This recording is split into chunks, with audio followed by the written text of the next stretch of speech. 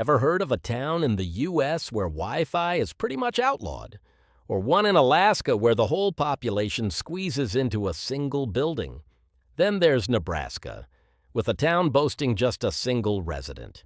All 50 states hide spots like these. Out-of-the-way hamlets so isolated that GPS throws up its hands.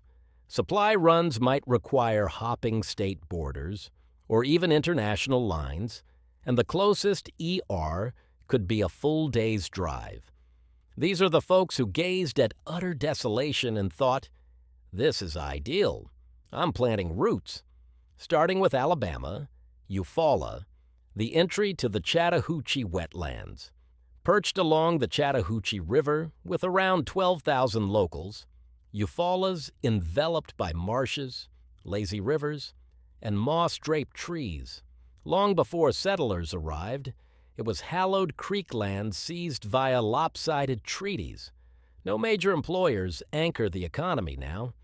It's all about bass fishing derbies, vintage houses, and an unhurried rhythm. Nobody relocates here chasing jobs. They stick around for the peace, stunning views, and top-tier southern angling. Alaska. Whittier. The community under one massive roof. Picture a settlement where nearly all 240 residents cram into a lone 14-story tower named Begich Towers. Beyond residences, it houses the post office, market, school, cops, and health center, all linked indoors. Snow-capped peaks barricade it, with entry limited to a 2.5-mile single-lane tunnel on a rigid schedule. Blow the evening cutoff, and you're locked out. Add 200 inches of yearly rain or snow. Yet residents endure for the jaw-dropping vistas and a bond so close it's architecturally enforced. Arizona, Supai, mule-delivered mail in the canyon depths. Deep in the Grand Canyon lies a spot where letters arrive via pack animal, home to roughly 200 Havasupai tribe members with 0 roads. Supai demands an 8-mile trek, chopper ride, or horse to reach. Daily, mules haul goods, and yes, even prime deliveries, down treacherous trails. The tribe's roots stretch over 1,000 years amid turquoise cascades and sheer red cliffs. No vehicles, signals, or speedy escapes here. It's not about ease, it's ancestral turf with a backdrop unmatched anywhere. Arkansas, St. Paul, vanishing into the Boston Mountains. Certain spots resist visitors. This one seems downright evasive. Tucked in Arkansas's Boston Mountains amid the jagged Ozarks, St. Paul counts just over 100 souls. Twisting paths snake through dense woods, baffling navigation apps. Forget medical centers, franchises, or growth. It's raw and unchanged. Locals trace lineages back generations, predating statehood. Days drag slower, solitude reigns, amenities vanish, but that's the bargain. They cherish self-reliance, elbow room, and ties to timeless terrain. California, Shelter Cove, bastion of the Lost Coast. A chunk of California's shore proved too wild for paving. Highway 1 simply detoured around the treacherous slopes. Shelter Cove clings to this quote one with 700 dwellers accessing it via a plummeting, serpentine drive to sea level. A tiny runway helps, but cell coverage fades for miles. Dreamed up as a getaway haven, it fizzled. Now that seclusion draws holdouts seeking silence, distance, and true disconnection. Colorado. Meeker, portal to the Flat Tops wilderness. Craving solitude in the Rockies? Meeker delivers. This 2,400-person outpost nestles in the White River Valley, over 100 miles from any urban hub and a haul from Denver. Skip the ski crowds and glitz. Public wilds outnumber humans. Once Theodore Roosevelt's big game paradise, it endures much the same. Ranch work, hunts, vast emptiness.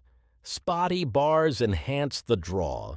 Meeker's not for the convenience crowd. It's for quiet escapes, raw remoteness, and vanishing freedoms. Connecticut.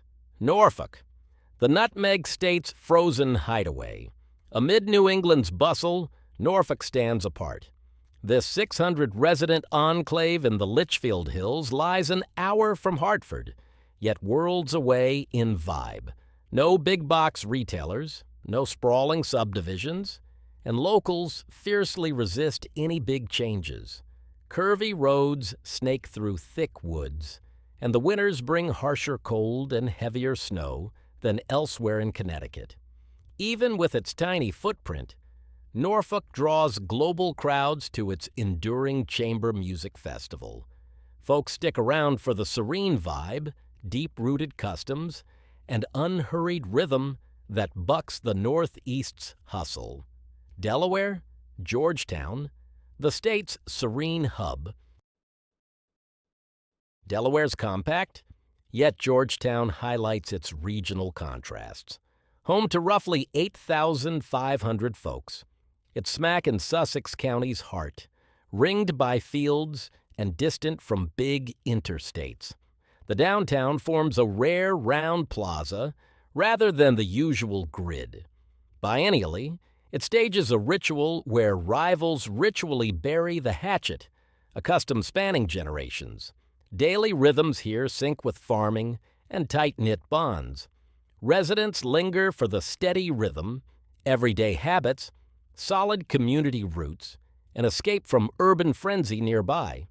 Florida, Ochapee, the Everglades frontier. Florida boasts packed shores, but Ochapee flips the script. This speck of a spot hugs the Tamiami Trail within Big Cypress National Preserve, enveloped in marshes and critters. Fewer than 100 souls call it home, scattered over swampy expanses. Its claim to fame? A 61-square-foot post office, the nation's tiniest by official count. Amenities are a trek away, and the steamy, buggy climate never quits. Yet that's the draw. It delivers raw entry to the Everglades, rare silence amid Florida's buzz, and a lifestyle worlds apart from tourist traps. Georgia Fargo, brink of the Occofanockie, Fargo, Georgia, teeters on the rim of North America's vastest swamps.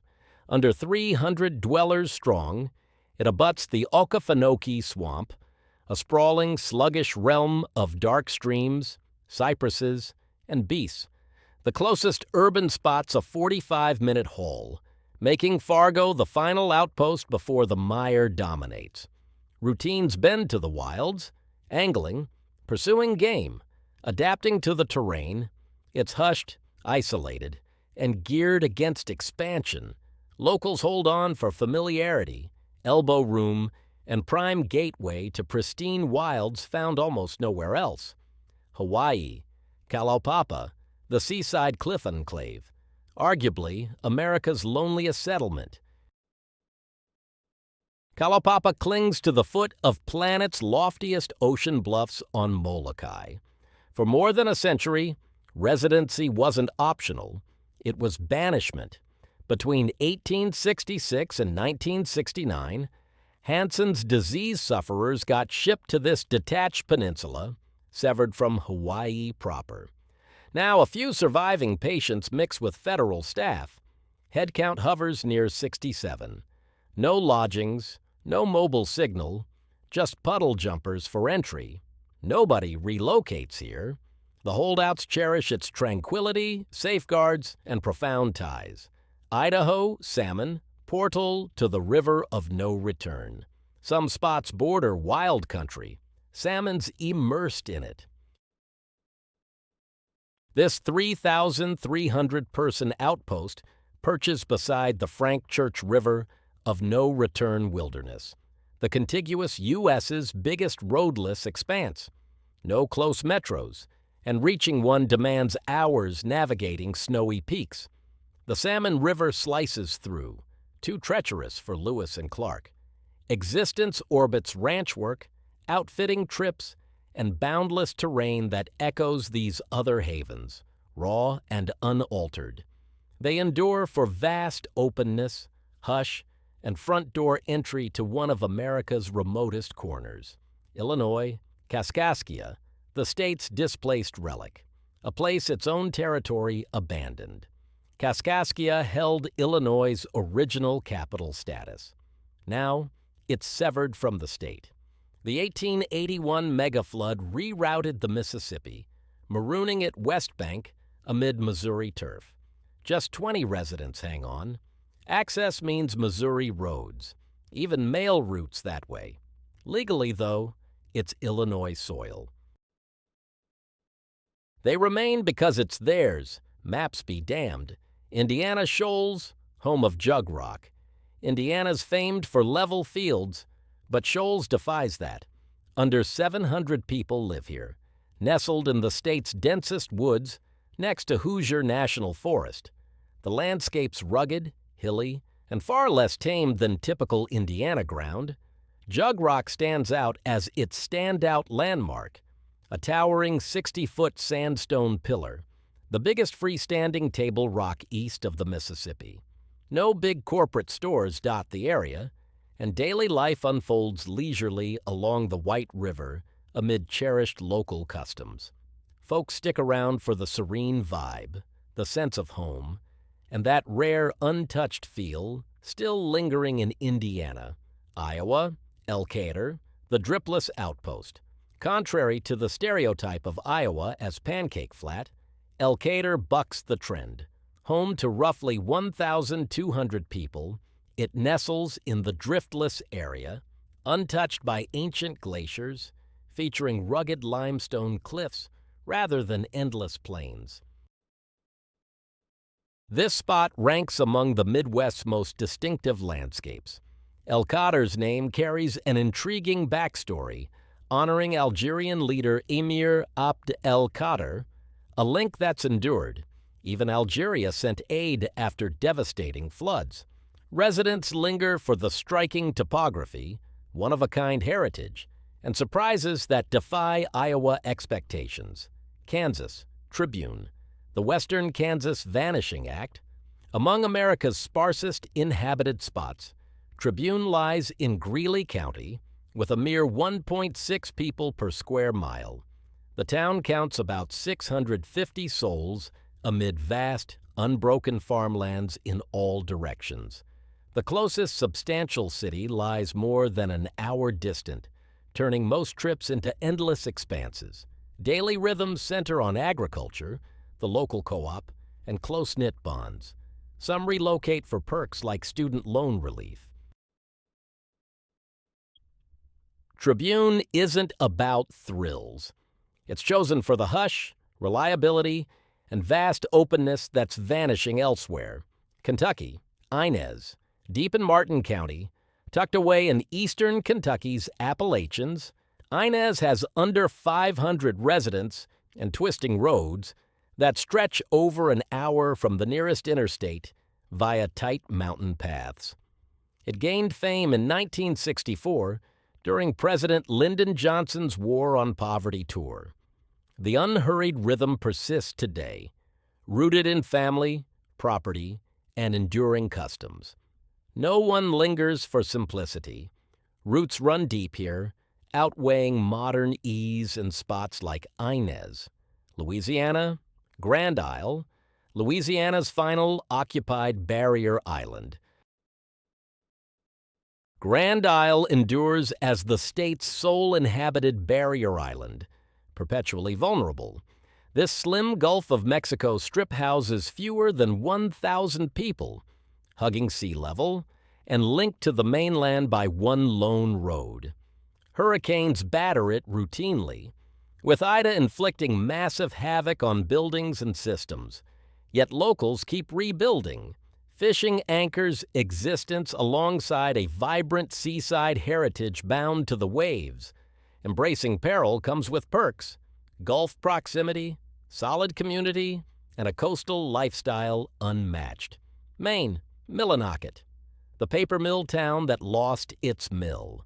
What becomes of a community when its core factory folds?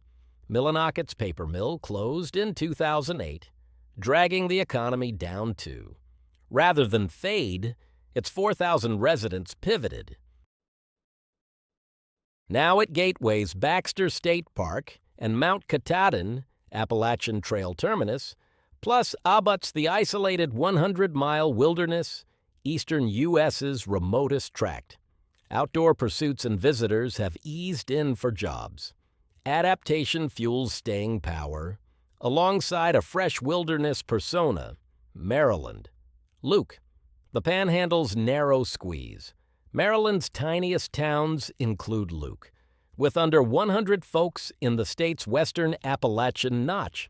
Like Millinocket, it leaned on a paper mill for a century until 2019's closure, leaving a sprawling site under cleanup. It vibes more West Virginia than Maryland proper. Opportunities scarce and isolation steep, yet cheap homes, generational ties, and lingering town pride keep people rooted post-industry loss. Massachusetts, Gosnold, the Elizabeth Island's ghost municipality.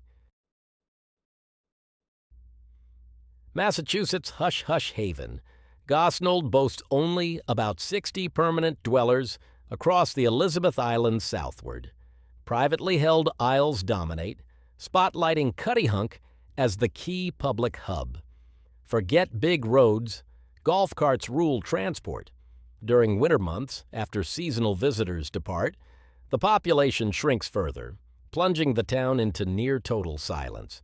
Reaching it relies on ferries or small planes, with very few services on hand. Residents aren't drawn by modern perks. They embrace the seclusion, prime ocean proximity, and a tight-knit group that feels utterly detached from the rest of the state. Michigan, Newberry, the moose capital of the Upper Peninsula. Wildlife often eclipses human numbers here. Tucked into Michigan's Upper Peninsula, Newberry has roughly 1,300 people encircled by hundreds of thousands of acres of woods. The closest big city lies hours distant, highways threading endless wild expanses. Famous as Michigan's moose capital, nearby Tequamanon Falls lures crowds with its striking amber hues. Folks endure the remoteness because it's familiar. They prize nature's doorstep and a tranquil rhythm far from the state's busier zones. Minnesota, Angle Inlet, the town trapped behind Canada. It's American soil, yet driving there demands a detour through Canada. Angle Inlet occupies the northwest angle, Minnesota's sliver above the 49th parallel, cut off from the state by international borders. Home to just over 50 souls, the sole overland path runs through Manitoba with a border hop. Winters bring an ice road option across Lake of the Woods for locals. The spot features a one-room schoolhouse where kids routinely cross borders daily. Drawbacks? Top-notch fishing, solitude, and the quirky thrill of America's oddest geographic outpost. Mississippi, Rosedale, the Delta's lonely levee town, among the Mississippi Delta's most cut-off spots. Perched on the river levee, Rosedale counts about 1,300 residents, distant from highways and cities alike. Flood risks amplify the seclusion alongside spotty infrastructure. Still, its cultural roots run profound, part of the Mississippi Blues Trail, linked to icons like Muddy Waters and immortalized in blues anthems. Pace of life crawls here, inextricably bound to the waterway. Ties to kin, heritage, and Delta identity anchor people in place. Missouri, Eminence, the Ozark Current, a prime Midwest river outpost in deep remoteness. Eminence holds just over 500 people, nestled in the Ozarks at the junction of the Current River and Jack's Fork. Forests, sheer limestone cliffs, and springs like state-deep Blue Spring envelop it. No big roads or chains nearby. Getting there demands patience, rivers, terrain, and an outdoors-centric existence buffered from urban sprawl keep residents rooted. Montana, Glasgow, the middle of nowhere, arguably the lower 48's most detached town. Glasgow, Montana, shelters about 3,100 amid vast emptiness where everything's remote. Nearest proper city, over 4 hours off. Endless plains stretch every way. Fossil halls shine here, including a near-perfect T-Rex skeleton. The place owns its vibe, dubbing itself the middle of nowhere. No booming economy or rush. Solitude, hush, and freedom from external bustle draw and hold the steadfast. Nebraska, Monowi, population 1, America's sole one-person town. Monowi, Nebraska, belongs solely to Elsie Eiler. Since 2004, she's its lone dweller, and mayor, clerk, treasurer too. Annually, she approves her own permits to sustain its status. Her modest tavern and library honoring her late husband pull in nationwide sightseers. No building booms or growth agendas. It's home, and her solo vigil preserves it. Nevada, Eureka, the Opera House in the desert. Cruise Highway 50 far enough, and time seems to halt at this relic. Eureka, Nevada, has about 300 folks along America's loneliest road. Once a silver boomtown teeming with thousands, now it's hushed and sparse. Star attraction, the 1880s, Eureka Opera House, enduring testament to glory days. Neighboring spots, distant indeed, amenities sparse, habit and a yen for elbow room, plus serenity over city frenzy, suit the locals fine. New Hampshire, Pittsburgh, New Hampshire's northern kingdom. Pittsburgh ranks as New Hampshire's largest town by area, though much of it remains untouched wilderness. Spanning more than 280 square miles up north, it houses under 1,000 folks. Right by the Canadian line in the Great North Woods, moose encounters outnumber cars on the road. Logging, snowmobiling, and outdoor pursuits define the spot, but it's isolated from big population hubs. The drive to the state capital drags on for hours. Folks stick around for the room to breathe, nature at their doorstep, and separation from New England's busier zones. New Jersey, Chatsworth, core of the Pine Barrens. Despite New Jersey's dense crowds, this spot couldn't be more opposite. Nestled deep in the Pine Barrens, amid over 1 million acres of woods, Chatsworth counts about 900 locals, with growth curbed by preserved lands. Sandy roads, spotty signals, and unreliable GPS are the norm. Philly's just 30 minutes away by clock, yet it seems worlds apart. Cranberry fields and tales like the Jersey Devil give it character. Residents hold on for the scarce peace, silence, and timeless lifestyle Jersey rarely provides. New Mexico, Pie Town, Pie Paradise. Yep, Pie Town is legit. Perched at 7,800 feet along the Continental Divide, this speck of a New Mexico spot has under 200 people and barely any modern perks. Forget gas pumps, cell coverage is iffy, and highways stretch empty forever. A pioneer's pies for road trippers 100 years back named it, and the tag endured. Places like the Pioneer Cafe still lure pie fans. It's close to the Very Large Array, a top-tier radio telescope setup. Locals linger for the hush, seclusion, and decades-old routines. New York, Long Lake, Adirondacks' hidden gem. New York's got one of the nation's biggest wilderness preserves, and Long Lake anchors its heart. Home to roughly 700, it's encircled by the 6 million-acre Adirondack Park, larger than Yellowstone. No big roads nearby, and essentials might be miles off. Winters plunge below zero, tightening travel even more. Outdoor life rules, summer boating, winter sledding. It's serene, cut off, and wildly distant from the state's bustle. People commit for that raw nature access, swapping ease for elbow room and solitude. North Carolina, Ocracoke, Outer Banks remote holdout. No wheels get you there, ferry, boat, or puddle jumper only. This Outer Banks island village packs about 650 souls, with zero mainland bridge. Isolation bred the unique Hoy-Toider-Brogue dialect over centuries. Pirate lore runs deep, too. Blackbeard met his end close by in 1718. Folks embrace the disconnect, forging a tight-knit vibe absent in linked-up spots. North Dakota, Amadon, the spot North Dakota overlooked.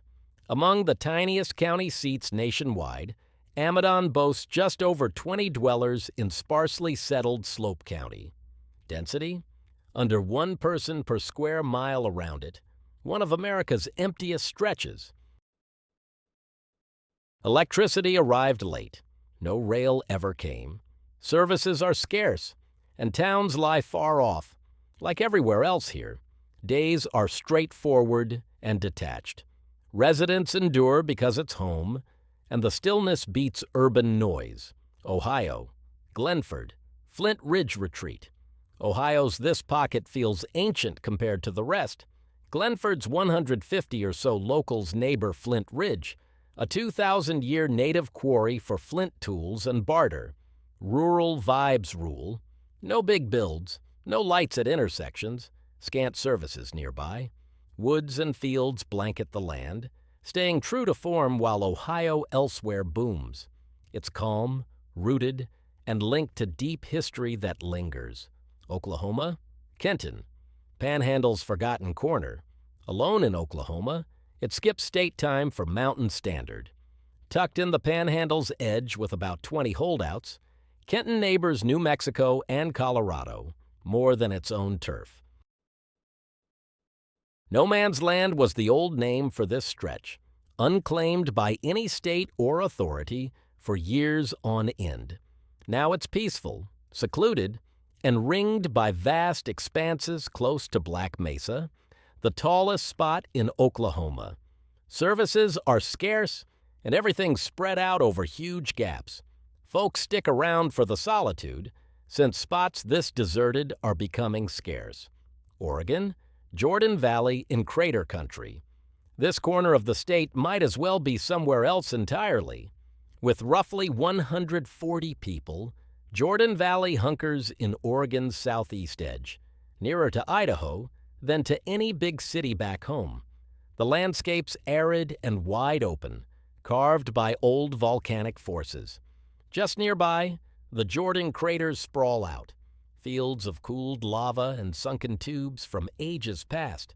Ranching dominates daily life, with families rooted here for generations.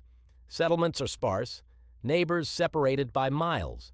Residents hang on because they're at home in the expanse and value space more than ease. Pennsylvania, Centralia, the borough that's been ablaze. It's been burning underground for more than 60 years, with just about 4 holdouts remaining. Once a thriving mining community, Centralia saw a coal seam ignite in 1962, and the flames never quit.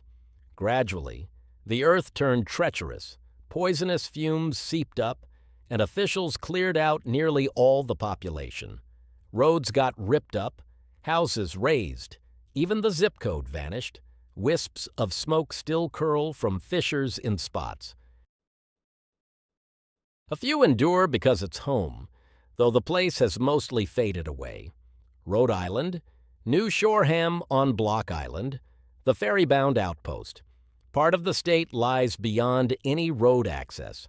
New Shoreham on Block Island houses around 1,400 full-time dwellers floating 12 miles out to sea.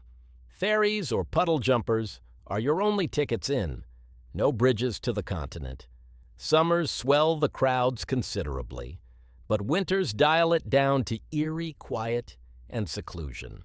The spot's pioneering offshore wind farms that energize much of the area. Daily rhythms hinge on seas and boat timetables. Islanders remain hooked on that cadence and the rare detachment from the mainland bustle. South Carolina, Daufuskie Island, bridge-free, car-free, worry-free. No driving allowed here. Imagine that. Tucked between Hilton Head and Savannah, Daufuskie lacks any mainland link. Some 700 to 800 call it home year-round, ferrying in by water.